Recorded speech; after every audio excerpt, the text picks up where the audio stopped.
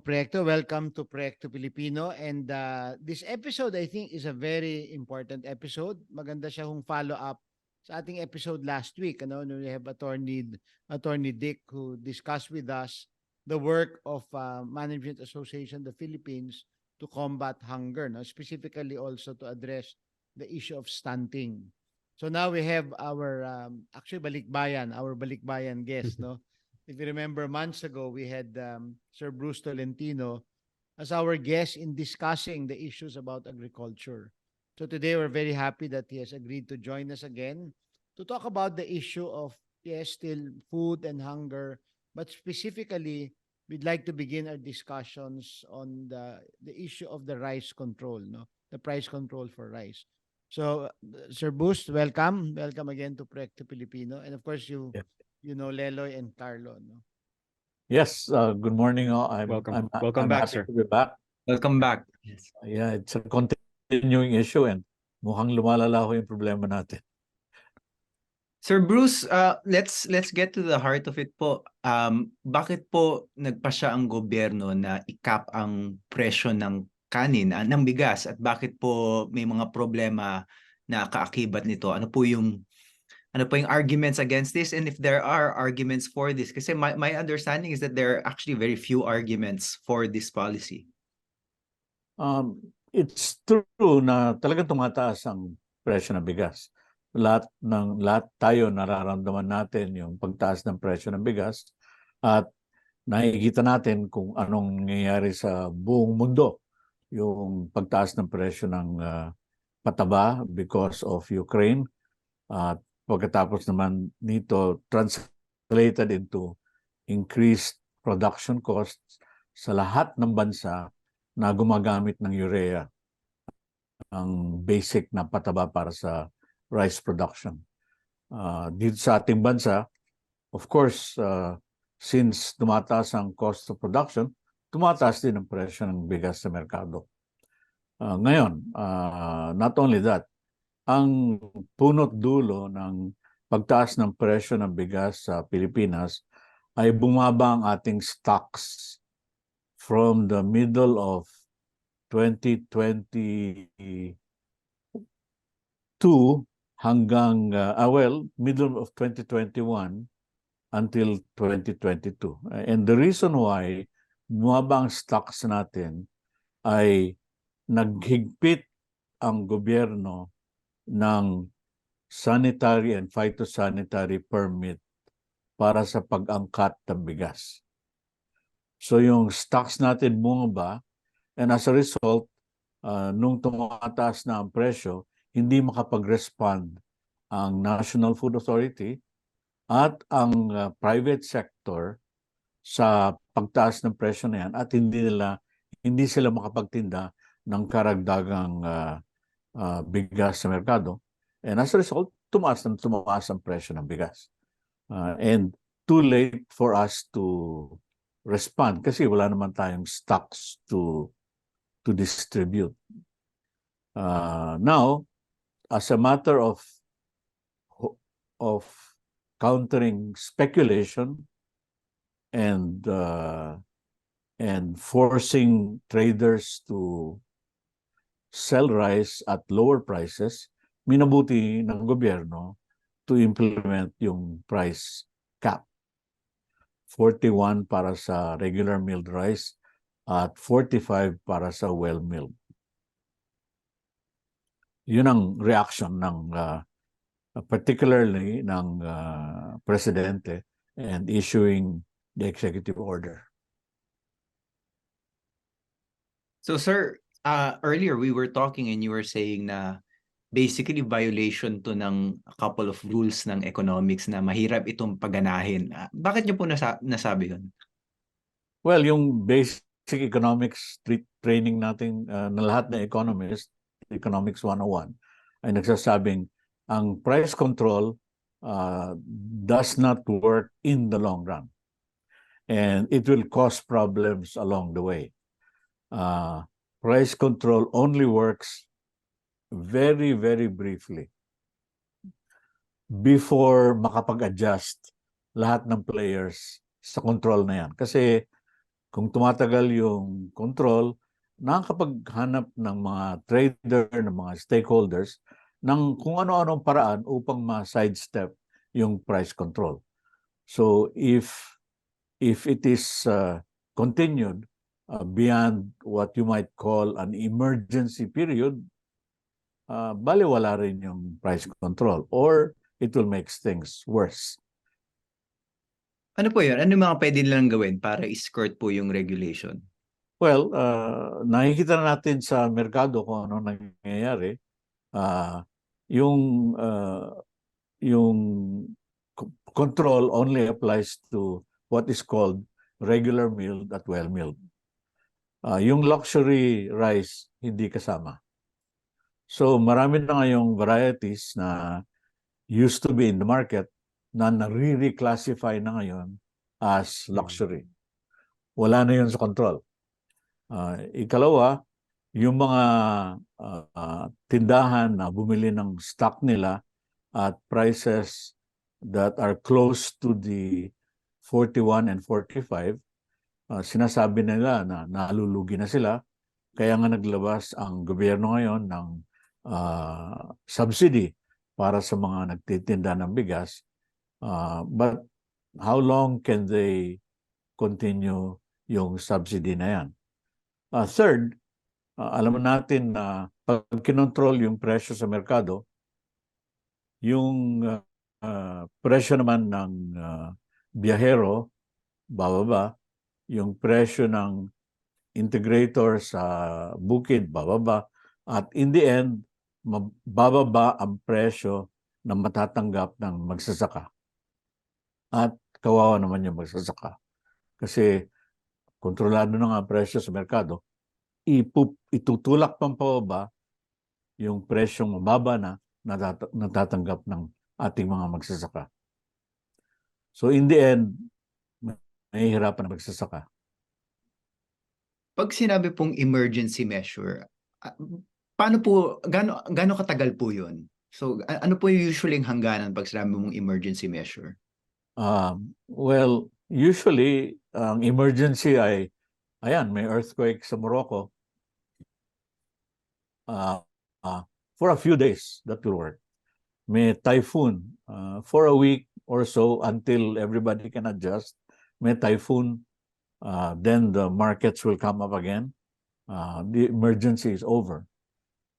So I would say not more than a week, not more than a few days, depending sa emergency.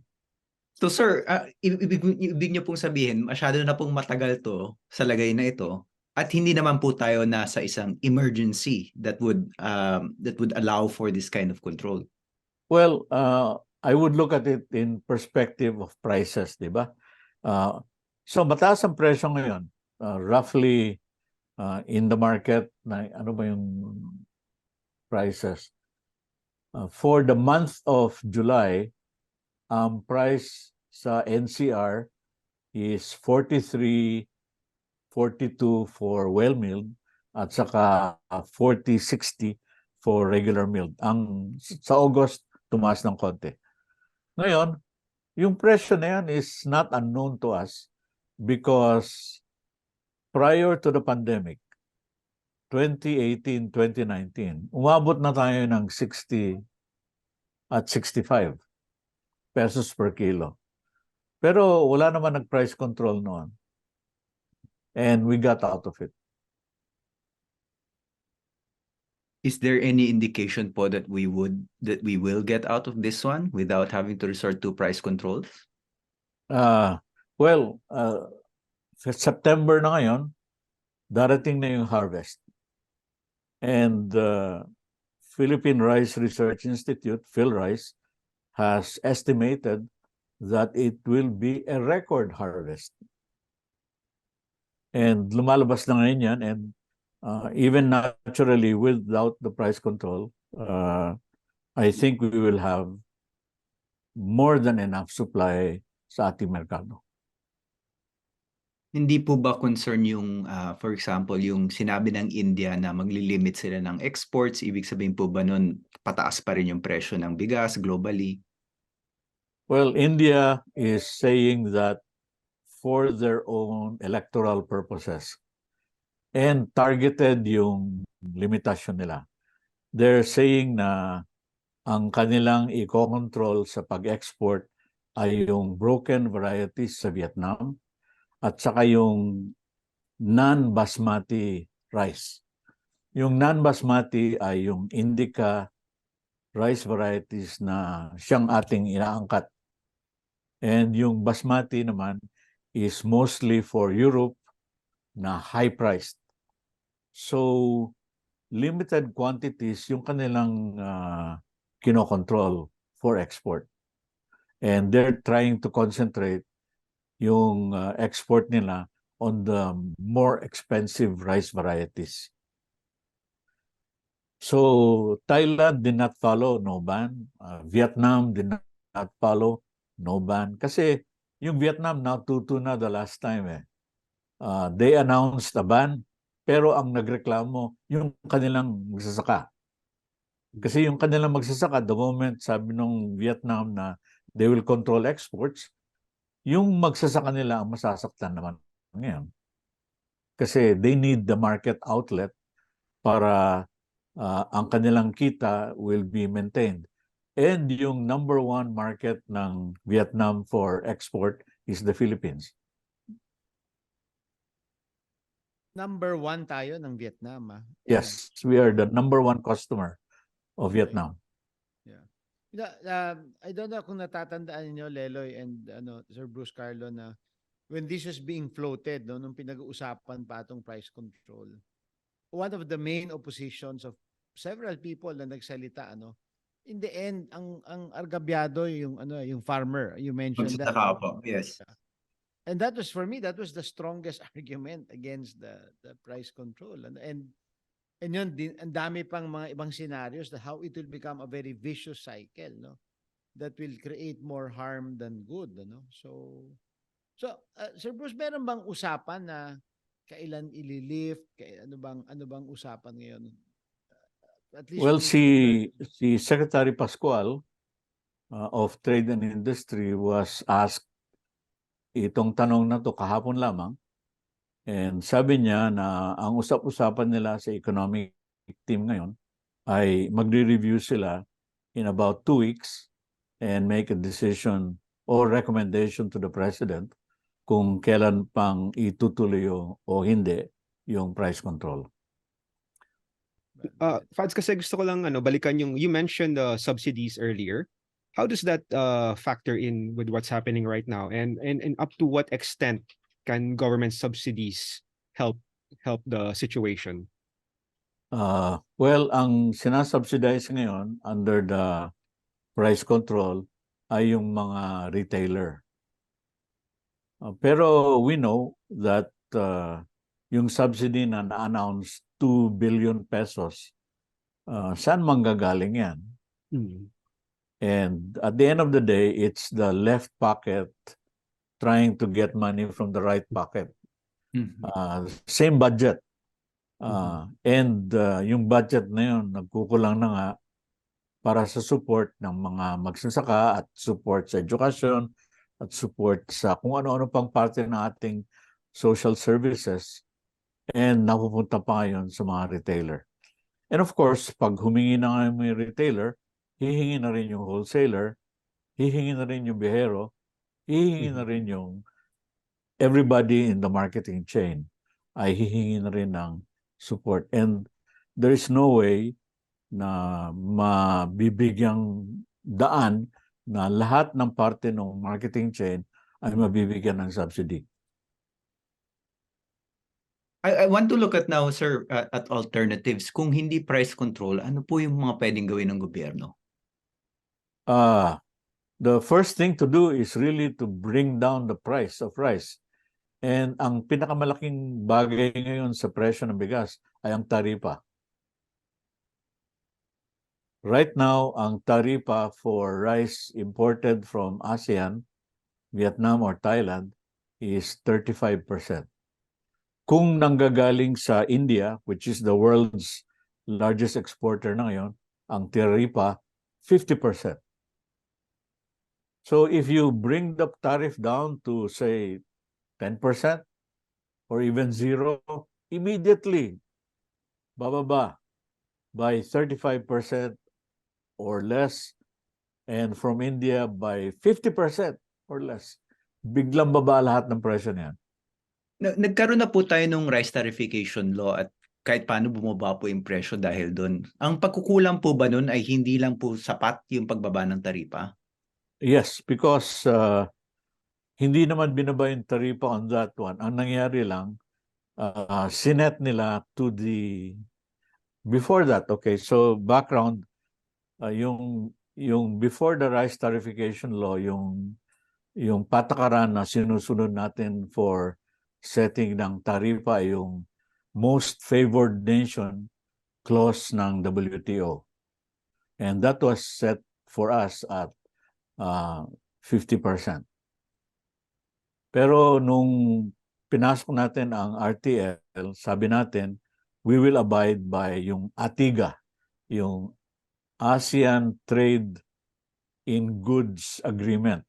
Yung ASEAN Trade in Goods Agreement, nag-commit tayo ng 35%. So, bumaba from 50 to 35. Clearly, even 35 is quite high. Kasi most of the other nations, kung ang pinag-uusapan natin ay pagkain, yung taripa nila is zero. Kasi ang nasasaktan naman na mataas ng taripa sa pagkain ay yung mga mahihirap. Kasi sila gumagamit ng kanilang income mostly for food. Ang dapat nating patawan na mataas na taripa, yung Jaguar o yung Maserati o yung mamamahal na kotse. Opo. Yung mga na relo, Sir Bruce, magaganda. nagkalat sa Pilipinas. Oo. Yung pagkain na siyang napupunta sa ating mga bituka at sa mga lalong-lalo sa mga mahihirap, yun ang dapat walang taripa. Opo. So paano po bakit po pagkatapos ng rice tarification law bumaba ng konti yung presyo ng bigas, tapos bakit po naudlot yung pagbaba ng presyo? Well, yung unang epekto ng rice tarification law ay pinayagan lahat ng negosyante to import rice without need for the participation of NFA. Yung government monopoly na National Food Authority na wala na at private sector na ngayon ang umaangkat. And ang importante nito, it used to be na ang NFA would try to order government to government isang malaking order na pinag-uusapan nila sa exporters from overseas, and they would agree only on one price. Ngayon, kung mga negosyante, private sector ang umaangkat, they find yung kanilang mga suki all over the world, saan man, as long as they are able to bring it in as cheap as possible. And they can only bring in how much they can handle. And so malaliit na amount ito, less than 5 metric tons, 10 metric tons, 15 metric tons. Ang NFA nag-deal ng mga hundreds of metric tons noon. So, and as a result, they were able to bring down yung kanilang inaangkat to smaller amounts, but in total, much larger amounts. Mas regular na ngayon ang supply into the country. Bumaba ang presyo. Or naging stable. Kasi yung pag-import na ngayon ng private sector, anytime through the year, hindi one time lang biglang dating. So steady na yung stream. Nakikita natin yung presyo naging stable even through the pandemic. Stable. Hindi na pabigla-bigla kagaya ng nangyayari noon. Sir, gusto kong balikan yung pag-lower ng taripa, no? Kasi parang counterintuitive sa pag narinig mo yan, kasi balikan natin yung magsasaka. What we're saying is if you lower the tariffs, in essence matutulungan din ang mga magsasaka natin, pero tariffs were put in the first place to protect the farmers. So can you please explain paano magiging beneficial ito sa ating magsasaka? Okay. Yung tariffs originally ay paraan upang magkaroon ng revenue ang government for the public purse. So not as a protective measure, but as a mechanism for raising government revenue to pay for its cost. Ang idea would be to impose a tariff only necessary to pay for the government service. Ngayon, is it a good instrument for protecting the industry? Well, noong 1950s, 1960s, yan ang naging kaisipan. But ang resulta was that it backfired naman. And so, more recently, ang pinag-uusapan na ngayon ng mga ekonomista is better to have a low uniform tariff for revenue purposes at ang income ng gobyerno ay dapat kunin sa income taxes. Kasi ang taripa on goods is really regressive. Ang mga mahihirap ang nagbabayad nito, hindi yung mga mayaman. So better focus yung income taxes so that it is those people na malaki ang income ang magbabayad talaga ng taripa. And how do we support farmers? We support farmers from the revenue collected by government from income taxes. And that will then go into the budget. And yung budget ang magbabayad ng suporta para sa mga magsasaka. So ang ibig sabihin po nun is bababa yung taripa, ibig sabihin mas competitive yung mga papasok na yung may import natin na bigas, pero at the same time para makakompete yung mga ating magsasaka, isa-subsidize natin sila para maibaba din nila yung presyo para competitive sila dun sa yung bigas na walang taripa. Ganun po ba yun? It's more like this. Kung bababa ang taripa sa pagkain, everybody benefits. Ang magsasaka, ang mamamayan, lahat, mga laborers, at everybody, because yung labor cost will be lower. As a result, if the cost of living is lower para sa lahat, it means that whatever lower income there is for everybody, they can use it for their benefit in more ways. And everybody will benefit that way. Hindi rin ang pressure ng labor cost magiging mataas para sa manufacturing, for example, and there will be more employment kasi yung pressure to pay higher wages is lower, mas maraming manufacturing, and manufacturing sector can now absorb more employment from farmers. So pwede nang lumipat ngayon yung mga magsasaka into services at saka industry. Yung labor pool natin sa agriculture will be smaller, and yung labor pool naman natin sa manufacturing will be much higher, which is the way in which most economies have developed, by transferring labor from agriculture to manufacturing. Sir, so napakaganda po ng kaso na yun, and obviously kami we're the choir, pero ang dami pong hindi na po-persuade dyan sa Pilipinas. I guess there's this phenomenon of only in the Philippines, kasi sabi niyo po yung karamihan ng mga ibang bansa, lalo na yung mga kapitbahay natin, pagkain yan bagsak yung taripa. Kung gusto nilang kung gusto nilang i-tax yung ibang industry or may iba silang gustong protektahan, hindi nila i-apply yun sa pagkain. Bakit po merong only in the Philippines phenomenon? Ano po yung pinagkaiba natin na hindi natin makita-kita yung wisdom ng pagbagsak ng taripa? I will make example. Philippines used to be a sugar powerhouse, especially noong merong yung sugar quota, US sugar quota, Philippine economy earned a lot from the sugar quota. And as a result, the sugar sector and the sugar areas were pretty wealthy. Now the sugar quota is gone. The US is no longer providing it. And the US Congress is no longer budgeting for it. Napakaliit na ngayon. In the meantime, however, yung sugar families have translated yung wealth nila from the sugar sector into political power. So as a result, even ngayon na maliit na yung role ng sugar sa ating ekonomiya, napakalaki pa rin ng role ng sugar families sa ating politika.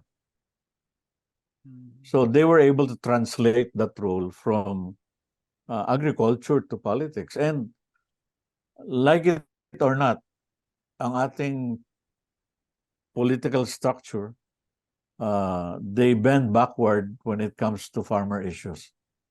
And yung bending backward is almost always in the form of subsidies. Not for productivity, but really for immediate income.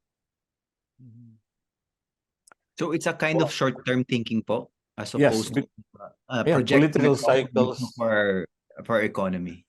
Political cycles every 3 years. Yeah.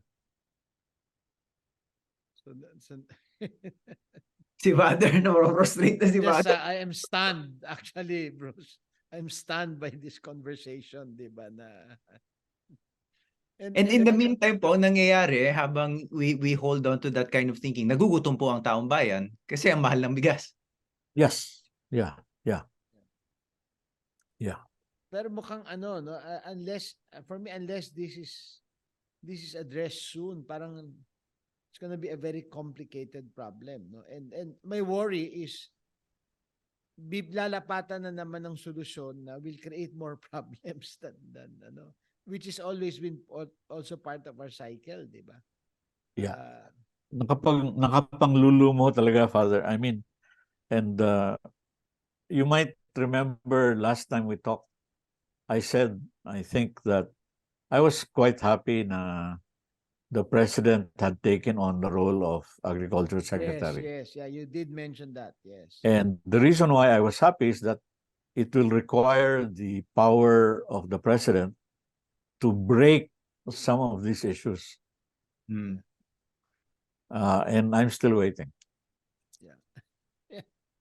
No, it's interesting lang, Sir Bruce, that no, how the interplay of politics would really make a mess out of our economic concerns, and not just economic, but this for me very very basic social concern, gutom, di ba? Gutom. Yes.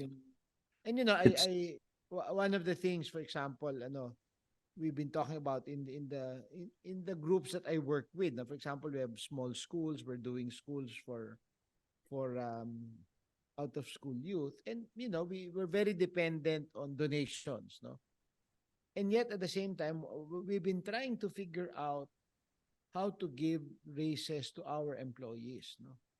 Even though hirap na hirap din kami to make ends meet, no? But we have to kailangan namin bigyan ng kasi talagang nagmahal ang pagkain, talaga namang hindi na biru-biruan yung pagtaas. First time ko talagang in my years of itong pagpapatakbo, Sir Bruce, ng eskwelahan, first time kong naramdaman yung hinaing ng mga workers na talagang hindi lang nung araw, 'di ba? May kasabihan tayo sa Pilipino, pagka may ganyang problema, medyo higpitan ng sinturon, para lang makalampas. Pero ito mukhang hindi, there's no let me put it this way, when you talk to the ordinary people, parang for them there is no relief in sight. That's what I'm getting, no. Parang may ganung pakiramdam na ang mga tao, so Kasi lagi po sa Pulse Asia pinapakita number one electoral concern ng Pilipino. Halos po hindi nagbabago pagtaas ng presyo ng bilihin. Pero sa tingin ko hindi po talaga bilihin ang sinasabi doon eh. Pagkain po talaga yung main issue doon. Of course, Correct. Yeah. mahirap i-disaggregate yung data no ano ba talaga yung pagtaas ng presyo ng alin. Pero sa tingin ko talaga ang ibig sabihin nun is gusto ng Pilipino kumain. Yes. Yes. And pati na yung mga karinderya ngayon ay nagtataas din ng presyo sa karinderya. And the reason why is really mahal ang kanin. Hindi mo na pwedeng ipunta sa karinderya at karamihan na bibilin mo ay yung kanin at saka sabaw at saka ilalagay mo na yung sabaw sa kanin. Yun na ang pagkain mo. Hindi, And hindi na pwedeng only rice. hindi na. Mahal na talaga. Ay, Manolo, welcome. Hi. So, pero going back to yung politics, is there a reason to be at least optimistic? Kasi top of mind yung presyo ng pagkain sa lahat ng tao ngayon eh. Campaign promise ng presidente, syempre may ginagawa siya ngayon kahit misguided, tapos laging pinag-uusapan. Sa tingin niyo po, there's a possibility na at one point, ito pong taripa ay mapapag-uusapan finally after we try these other mechanisms? Yes, finally the organizations are starting to come together to call for a wholesale reduction ng tariffs. Ang nauna actually yung grupo ni Attorney Dick, ang Management Association of the Philippines, to call for the reduction of what they call yung tariff peaks, yung pinakamataas na tariff rates na nakapataw ngayon for rice, for sugar, for fish, for pork, for beef. Ang FEF ngayon is calling for a wholesale reduction. Foundation for Economic Freedom po. Yes, Foundation for Economic Freedom is calling for the reduction. And the economic team, in fact, has been studying it. Also, yung Tariff Commission last year initiated a review of the entire tariff structure. And they're supposed to present yung kanilang recommendation on the tariff structure ngayon sa kabinete October. So things are coming together. And let's not waste the crisis. This is a good time to really push for it para ma-review yung tariff structure. Bruce, just to reiterate, ang dating ginagawa, parang pinag-uusapan lang, for example, ang pagbaba ng taripa sa bigas. Ngayon, ang pinag-uusapan, lahat ng mga taripa pagdating sa pagkain. Would that be correct? Yes, the entire structure. Because yung position naman ngayon ng Foundation for Economic Freedom and yung Management Association of the Philippines, supported by the Bangko Sentral, I should say, and by the economic team, is to have a relatively low and uniform tariff. Because we're not talking only about rice and food. In fact, we're talking about cement and glass and steel, which are crucial ingredients para sa ating infrastructure program. And Bruce, but this seems to me sort of a vindication. Yung nung huling nag-usap tayo, you were saying wala namang talo kung magiging mas mura ang pagkain para sa lahat. Kasi kasama na rin doon ang mga magsasaka. Yes. But sa usapin na ito, paano rin naman ang mga magsasaka? Actually, I have two questions for you in this regard. Sold kami na lahat makikinabang kung basta bababa ang presyo ng mga bilihin pagdating sa pagkain. But every time there is a government reaction to a crisis, merong na matatamaan. So for example, meron akong isang kaibigan sa Laguna, sa neighborhood nila, yung neighborhood rice dealer, nagsara. Because ayaw nila magbenta, because yung stock nila, lugi sila, and then apektado lahat.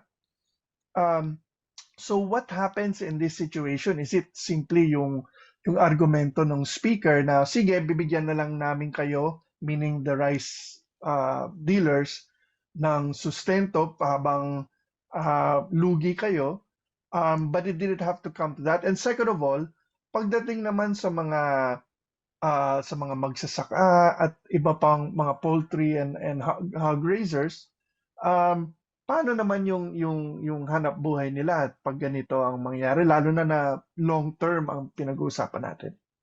Okay, the best way to help lahat ng producers natin in the medium to long term is really to increase yung productivity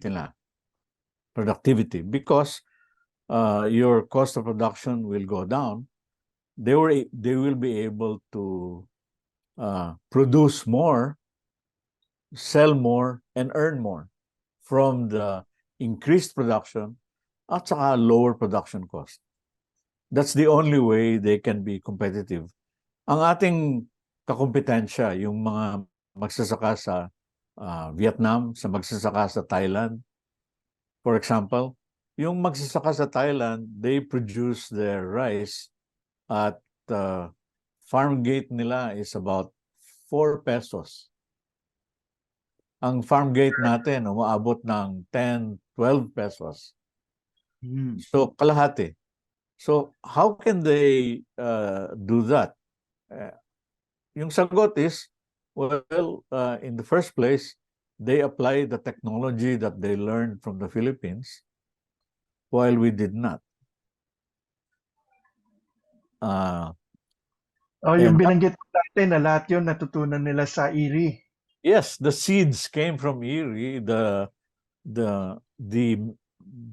seeds came from Erie for the breeding, and yung farming method came from Los Baños, UPLB. Para talagang Bruce nadagdagan yung sinabi ni Leloy, only in the Philippines, no? Yeah. Hindi, palagi ko yan, di ba? Kasi siguro masunurin tayo, sabi ng Panginoon, the first shall be last.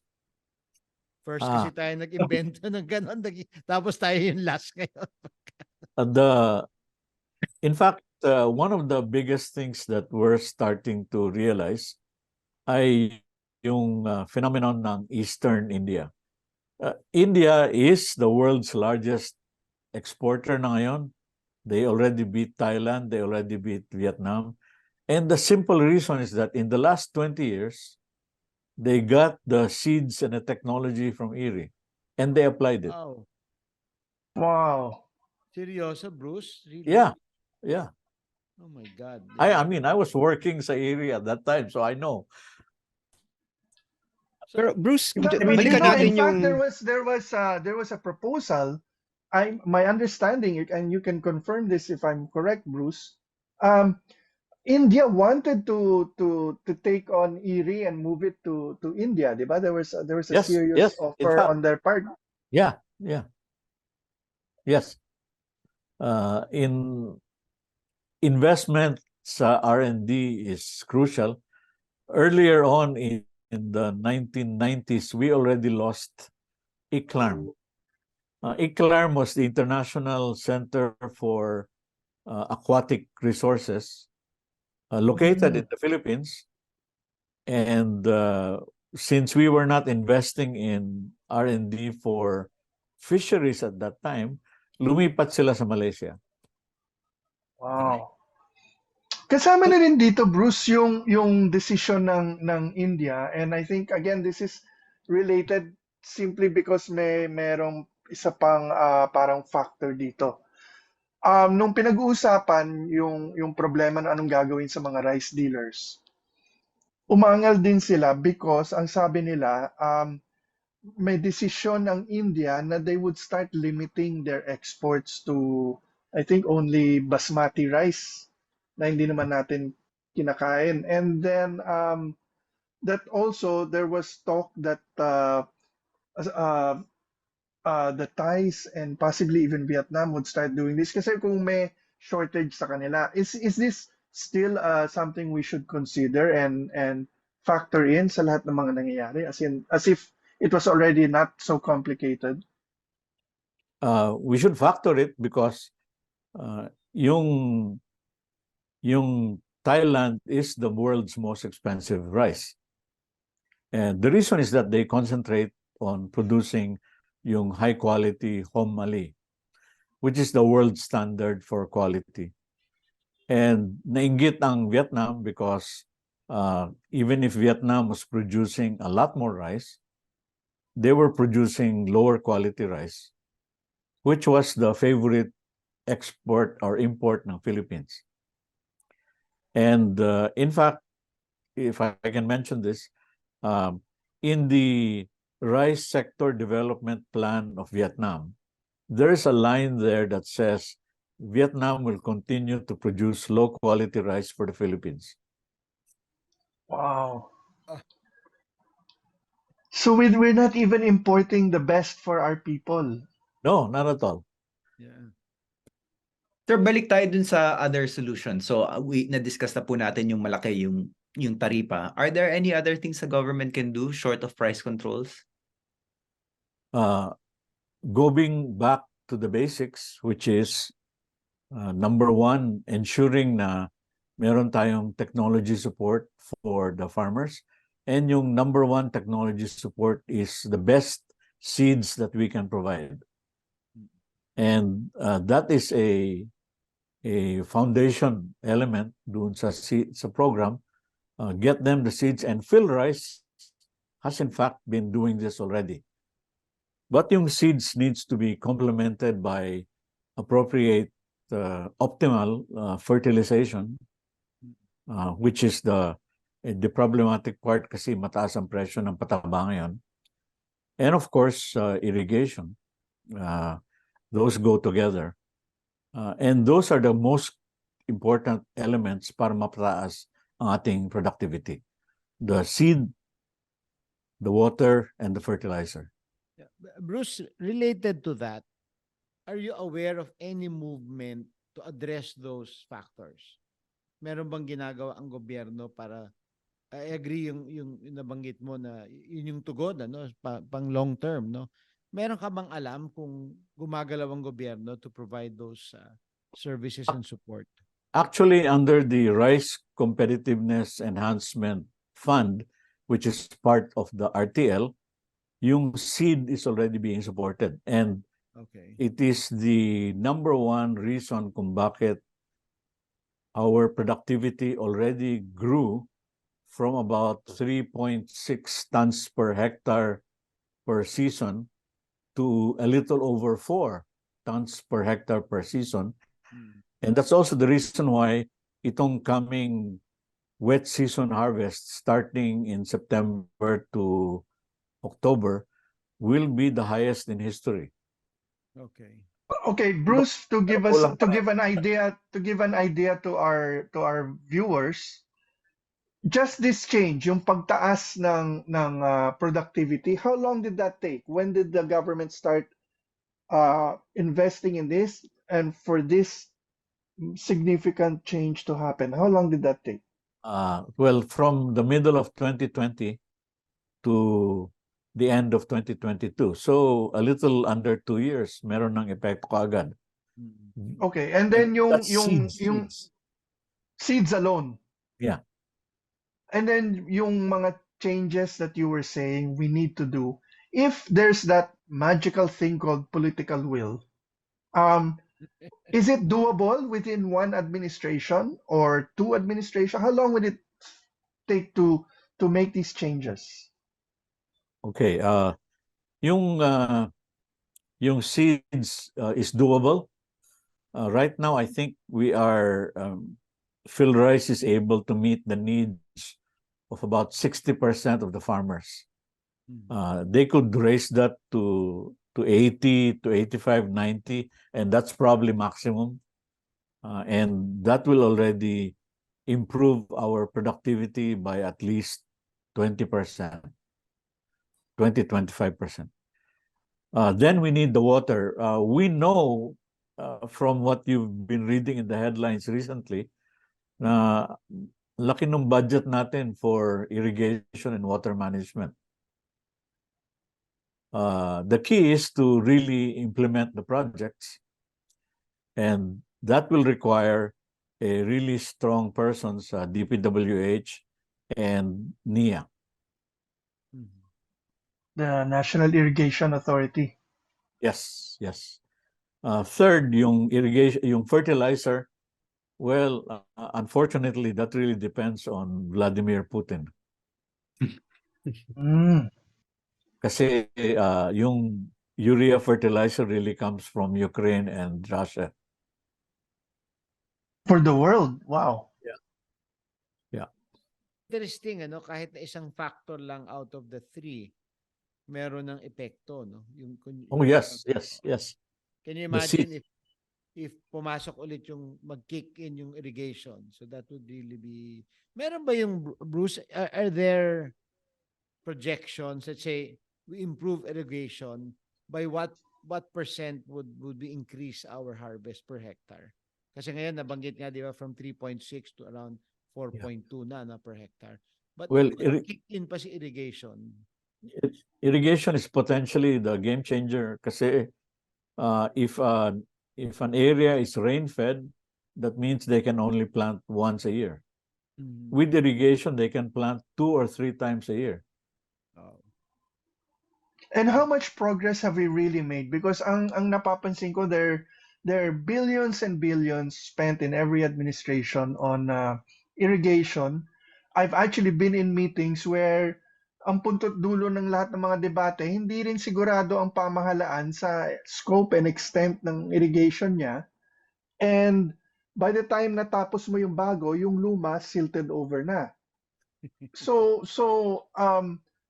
how can we, is this a matter of really devolving it, or what do you see as a solution? The law devolved communal irrigation to the local governments as part of the local government code. So yung mga local small distribution channels are supposed to be handled by local governments. The main channels and the large irrigation systems are supposed to be handled by National Irrigation Administration at saka DPWH together. Now, the communal irrigation does not work if they're not connected to the large channel. So it's like a highway system then, national roads, local roads, and they should be working together. And we really need a strong infrastructure set of officials. Closing words from Carlo, Leloy, and Manolo, and then we'll let Bruce have the final say. Well, ako Father, it's a very frustrating discussion kasi napaka-low-hanging nung fruits na pwede nating i-resolve yung taripa, yung irrigation. But at the same time, kung napakadali ng solusyon, ibig sabihin, kaya maagapan yung problema kaagad. Ang kailangan lang talaga natin dito ay yung baguhin yung ating pag-iisip. At sa tingin ko, importante dito na baguhin na baguhin na yung definition ng economic nationalism. Kasi for the longest time, since yung panahon ni Claro M. Recto, and I'm sorry, partly may kasalanan siya nito, yung idea natin ng nationalism is to just protect certain industries to tariffs. At sa tingin natin, pag ginawa natin yun, makabayan na tayo. But what that misses out, of course, is may mga epekto yan sa mga ibang sektor. And at ang epekto in the case of food is actually gutom. So, kailangan talaga baguhin na natin yung pag-iisip natin. Thank you, Leloy. Carlo? Sa pag-uusap ng price cap, parang ang lumalabas talagang shortcut siya, no? So naisip ko, baka pwede natin tanungin yung government, ilagyan ng price cap on bribery and corruption. Mukhang doon lang pwede, no? Pero Don't effective. Oh, pero just to be tingnan nating seryoso tong issue na to kasi ang lumalabas nga shortcut siya eh. Lagi nilang shortcut. So sa ating proyekto, and what Bruce has been saying all along, if we want to solve the rice issue, hunger, we need to invest in long-term solutions, technology, irrigation. There's no ifs or buts about it. We need to have long-term solutions kasi we keep on looking for shortcuts. In the end, tayo na siya shortchange. Thank you, Carlo. Manolo? Sa akin, ang maganda sa usapan na ito, nakita natin ang totoong timeline na pwedeng gawin para maiba ang sistema.